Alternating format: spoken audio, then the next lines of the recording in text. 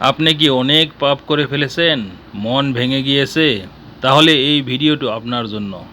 কারণ যিনি হাজারো বার ক্ষমা করেন তিনি হলেন আল গফফার, আমাদের প্রভু, চির ক্ষমাশীল।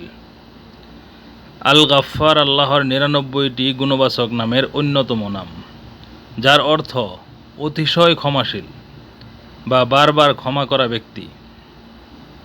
তিনি শুধু একবার নয়, বারবার বারবার তার বান্দাদের গুনাহ মাফ করে থাকেন, যদি তারা সত্যিকারের তওবা করে তার দিকে ফিরে আসে। আল গফফার নামটি কোরআনের বহু জায়গায় এসেছে। যেমন আল্লাহ বলেন, আমি অবশ্যই তাদের জন্য পরম ক্ষমাশীল, যারা তওবা করে, ঈমান আনে এবং সৎকর্ম করে। এই নাম আমাদের শেখায় আল্লাহর দরজা কখনো বন্ধ হয় না। আসুন জানি আল গফফার নামের সেই অশেষ দয়ার গল্প।